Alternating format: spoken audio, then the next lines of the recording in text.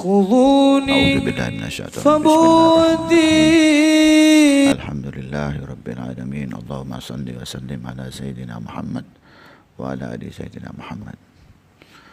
Para sejawat semuanya, para ikhwan, hari ini kita menyaksikan semua orang berkeluh kesah melihat keadaan saat ini.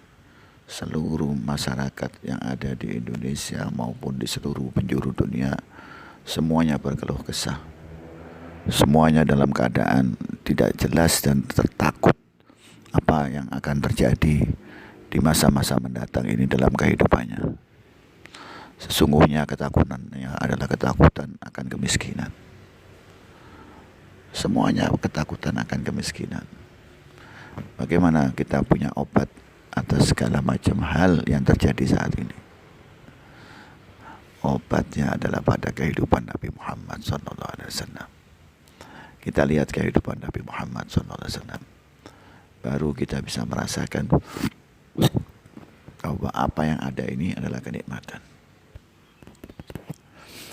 Diceritakan salah seorang sahabat Nabi datang menemui Rasulullah SAW. Sayyidina Umar bin Khattab, Khalifah yang kedua, datang menemui Rasulullah. Waktu dia masuk di kamarnya Rasulullah, di rumahnya Rasulullah, kemudian melihat keadaan di kamarnya Rasulullah dan melihat Rasulullah sedang berbaring, menangis. Sahabat ini menangis. Ini cerita sangat masyhur. Semua orang mungkin sudah mengingat, tahu cerita ini. Menangis melihat keadaan Rasulullah. Rasul tidur di tanah, ya. Sebagian badannya itu, kakinya itu kena tanah, di tanah. Karena kecilnya tempatnya berbaringnya Rasulullah itu. Dan tikarnya itu membekas di badannya Nabi Muhammad SAW. Menangis Sayyidina Umar melihat keadaan itu. Dan melihat di kamar Rasulullah tidak ada apa-apa di kamarnya. Kemudian ditanya Rasulullah, kenapa engkau menangis? Kata Sayyidina Umar, wahai Rasul, engkau adalah nabinya Allah dan manusia pilihannya Allah.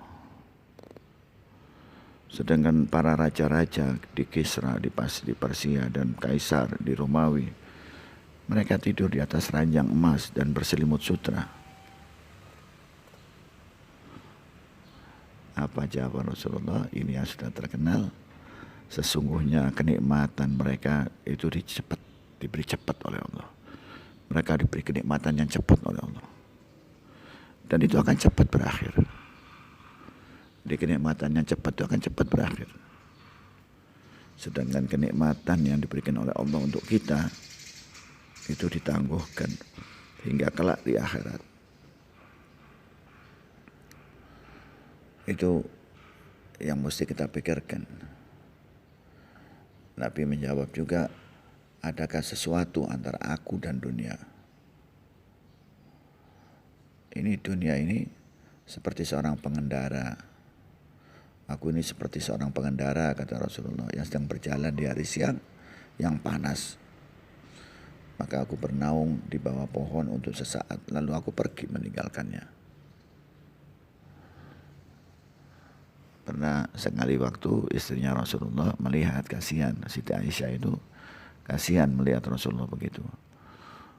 Kemudian Siti Aisyah tempat bantalnya Rasulullah yang dari serabut rumput-rumput itu dipersiapkan diganti yang lembut, yang lebih lembut, supaya tidurnya lebih enak. Waktu Rasulullah datang masuk ke kamarnya, dilihat ada bantal baru yang bagus, yang lembut. Kata Rasulullah, untuk apa ini? Engkau menginginkan aku supaya tertidur lelap, sedangkan aku menginginkan bangun malam untuk beribadah kepada Allah. Ini contoh kehidupan. Seperti itulah kehidupan Nabi Muhammad SAW. Jadi dalam keadaan seperti sekarang ini, jangan punya ketakutan apapun.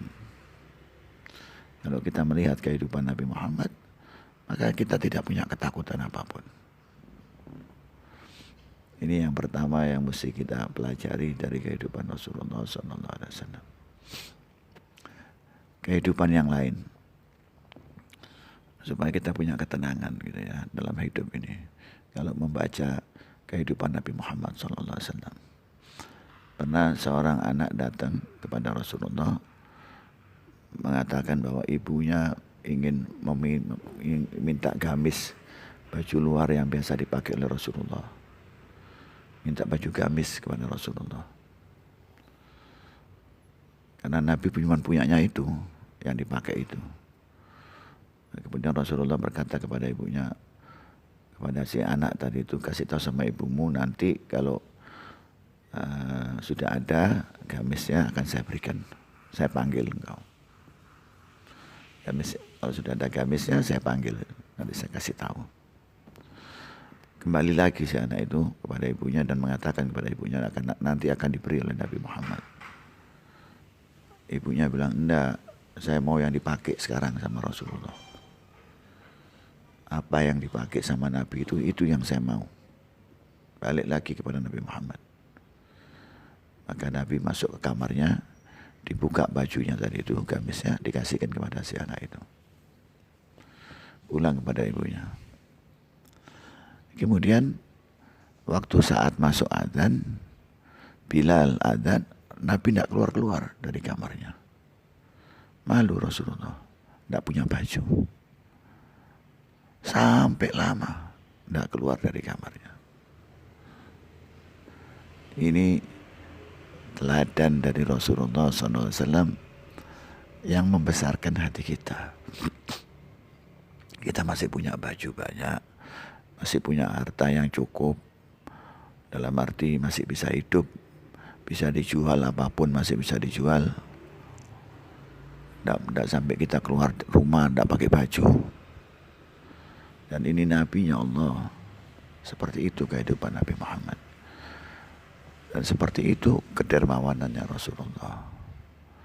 Seorang yang dermawan. Kemudian Nabi mengatakan, orang yang dermawan itu akan dekat dengan manusia. Orang yang dermawan itu dekat dengan Allah, dekat dengan surga. Orang yang pelit jauh dari Allah, jauh dari manusia, jauh dari surga, dan dekat dengan neraka. Ini khudhuni fabudi